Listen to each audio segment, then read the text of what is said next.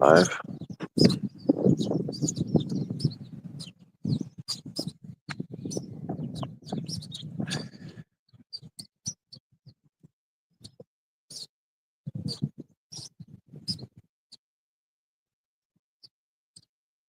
It's always when they spray that my eyes get funny, like streaming. You know what I mean? They were spraying heavy last night. Devils, man, 'cause they knew it was gonna rain today. Anyway, all right, Shalom. Shalom. With the Hebrew Israelites back again with another lesson through the spirit and power of Yahweh, Bahasham Yahushai. Before we begin this lesson, we're going to face the peace. We're going to give all honor, praise, and glory to Yahweh, Bahasham Yahushai, Bahasham Rakah Wadash. All right, double honors to the elders and the apostles who rule well. They are the leaders of all Israel today. Double honors to you, elders and apostles. And shalom to you, Israelites on the highways and hedges, giving up your bodies and living sacrifice. Shalom to you, Akwaf, meaning you Israelite sisters that are in order. Shalom to you, Israelites scattered abroad. It may look like these other nations, but your seed line goes back to Abraham, Isaac, and Jacob, making you a Hebrew Israelite, regardless of what you may appear to look like. This thing ain't about color. It's about your seed line, where your seed line goes back to, okay? So, all right, you see the title of the lesson, prepare to be persecuted for this truth, for the truth, right? Because we are the carriers of the truth. You know, the Lord gave certain men in these end times the knowledge, wisdom, and understanding of the Holy Bible. And this is the biggest threat to Esau, Edom, the rulers of this world, the rulers that be, these so-called elites. This is the biggest threat to them, is what we possess when we expose who they are through, you know, historical facts, through certain articles that may come out, and we bring it out and link it up with the scriptures. You know, we're bringing out the truth, and this truth is a big problem to him, man, because he thrives in darkness. This is how he's able to manipulate the world into going along with this system and this agenda that he's setting up, that he has set up. And he can't do that when the truth comes out as to who's who and what's what in this world, man. And it's all in the scriptures, all in the Bible, man. You know, but they'll try and demonize it. This is why they gave you Christianity, to try and throw you off course, okay? Because where you think you're finding the truth in Christianity, you're actually being led more and more into confusion and lies and deception. Your mind is being manipulated. When we shine the light on it, you know, expose the truth, you know, this is one thing he can't stand. So he'll come out with all types of ways to try and label us a hate group, extremists. They have all types of titles and words for us. You know what I mean? And then they say we're a cult. They say, you know, all these things, man, all these lies, basically, right? But it's only going to work on the minds of the simple, because the elect will not be deceived, okay? It's impossible for the elect to be deceived. They're already sealed. So they're already, what that means is they're already predestined for salvation. They're going to see through the lies and the manipulation of this devil, right?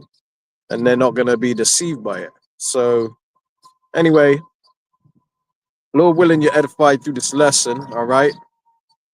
Let's get into it. So the first scriptures I want to pull out, showing you that there is going to be a great insurrection upon the Hebrew Israelites, as they like to title us, Black Hebrew Israelites, which is just another way of them demonizing us and slandering us and causing confusion, sowing hatred toward us, because, you know, it's nothing to do with being black, being white.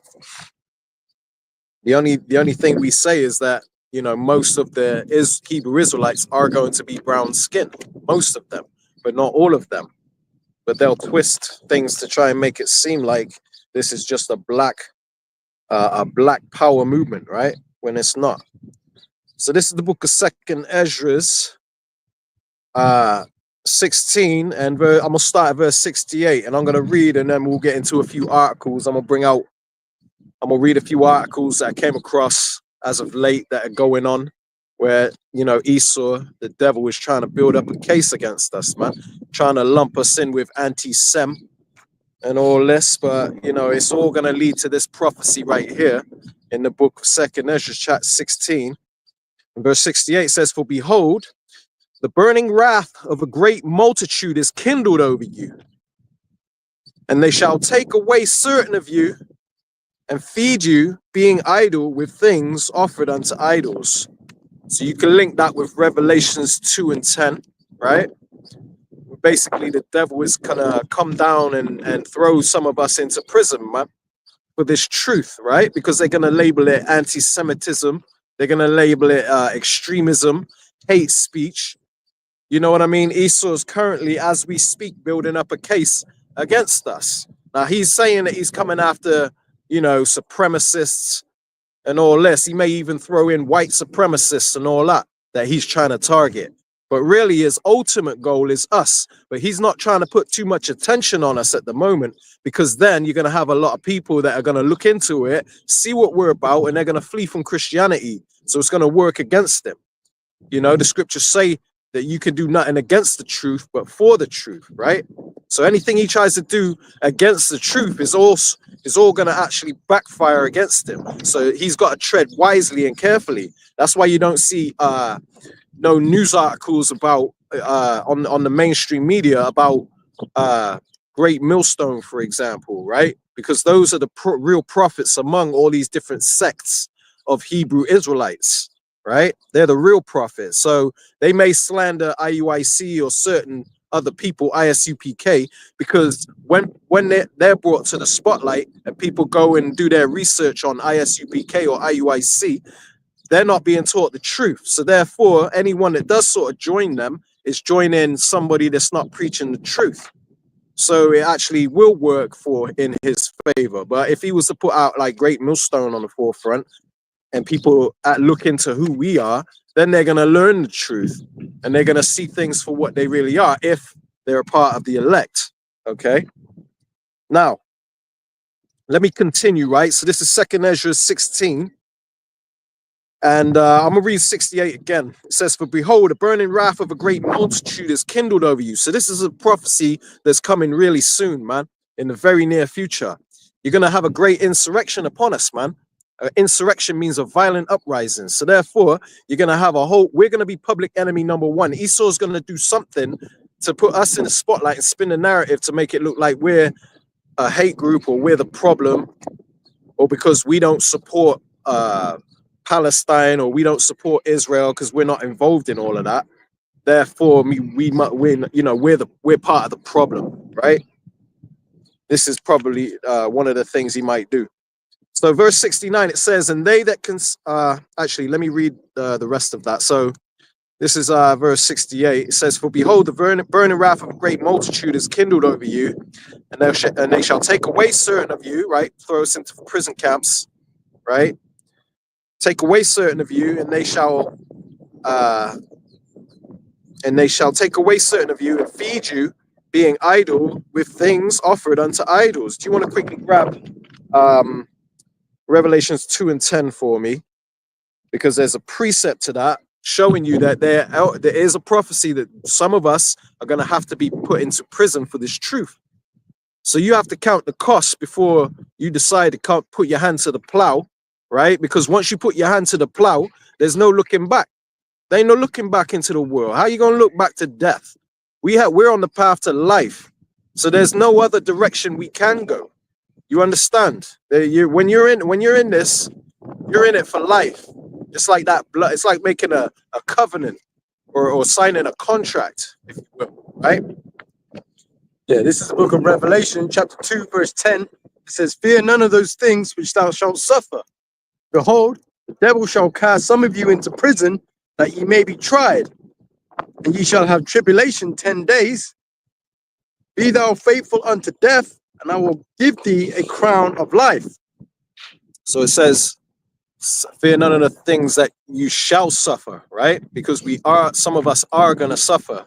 You know, it's written. It doesn't mean like if you're one of the ones that get thrown into a prison, it doesn't mean that the Lord isn't dealing with you, okay? So don't be discouraged if you're one of the ones that's numbered for that. But that's part of your destiny, right? Because the devil will cast some of us into prison, right? Does it mean that who they call Satan in the Christian church, this fictional character that they've made up with horns and a pitchfork, does it mean that he's going to rise up out the ground and cast us into prison? No. You got to understand what you're reading, man. When it says that the devil shall cast you into prison, it's talking about the rulers of this world, because this is the devil that the scriptures is talking about. It's talking about Esau, right? That seed line, because he is the wicked of the whole earth. Okay. So he's going to make moves to put in legislations and certain policies to have us cast in prison. Okay. And it says we shall have tribulation 10 days, which means a set period of time.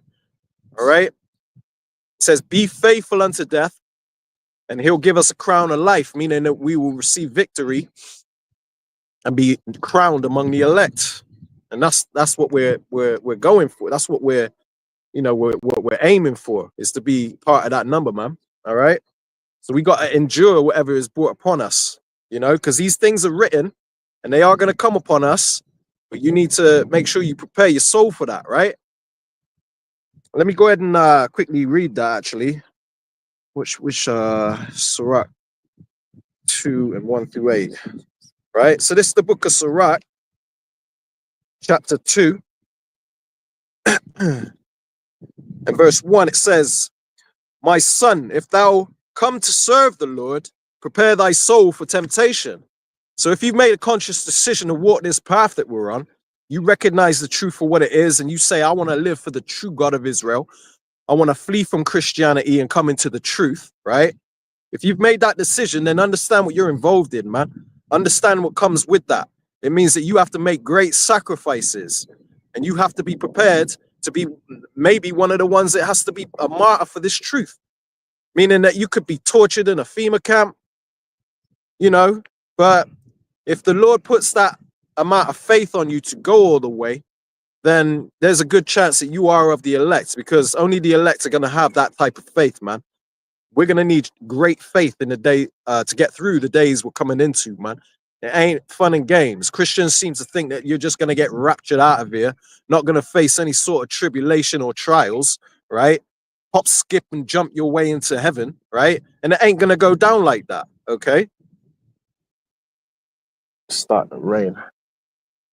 All right, Lord willing, it doesn't pour down on us, because I don't know any way of protecting this camera from the rain if it does rain. So we may have to close this lesson early and take it indoors, but we'll see. We'll see. Lord willing, it holds back until we get this edification out, man.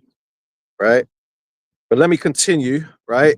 So we'll jump back to 2nd Ezra 16, and I'm going to read where I left off in verse 69. It says, they that consent unto them shall be had in derision and in reproach and trodden underfoot. So if you give in and take the MOTB, mark of the beast, which is the microchip, right? When they chip you all up, you can't buy or sell without this digital currency that's going to be on a device, a charagma that they put under your skin. This is the true doctrine, regardless of what these other false prophets that were prophesied to rise in the end times are deceiving you with.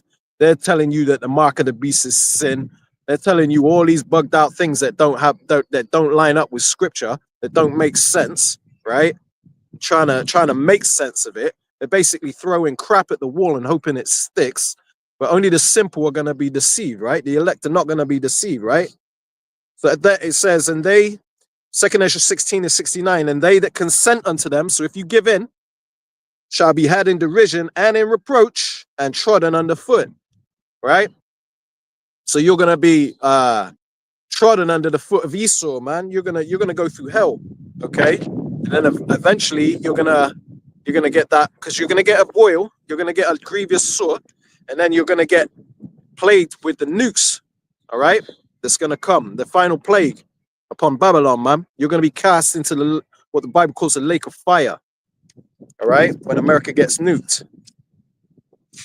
So it says in verse 70, for there shall be in every place, keep that in mind, and in the next cities, a great insurrection upon those that fear the Lord.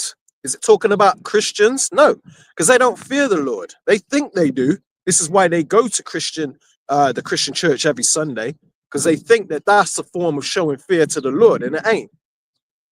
Showing true fear of the Lord is by keeping his commandments, man. All right? Because to fear the Lord is to reverence the Lord. Okay? And, you know, reverencing the Lord is a way of showing that you love the Lord. So the Lord says, if you love me, keep my commandments. Christians say the law is done away with, you know? So how are they the ones that fear the Lord? So this great insurrection is coming upon those that fear the Lord, meaning the true people of the Lord, the ones the Lord is truly dealing with, the ones that are worshiping the Lord in spirit and in truth, okay? Calling on his true name, Yahweh, and his son, Yahweh, okay? It says in verse 71, 2nd Ezra 16 and 71, they shall be like madmen, sparing none, but still spoiling and destroying those that fear the Lord.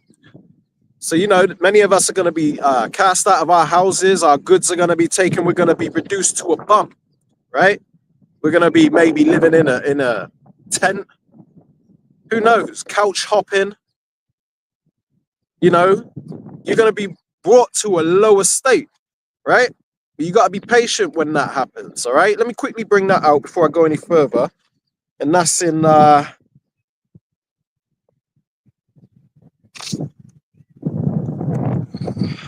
dig it up. I don't even have it written. Bear with me 1 second, because the scriptures say to be patient when thou art brought to a lower state. Is it? Do you know the exact precept? If you can dig it up faster than me, then you bring it up. Yeah. Salaki, bear with us.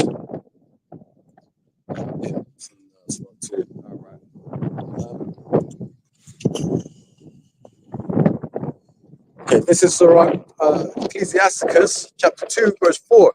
I'll just go straight to the point. There's a lot of meat on that, but go a bit closer because the wind, they might not be able to hear you.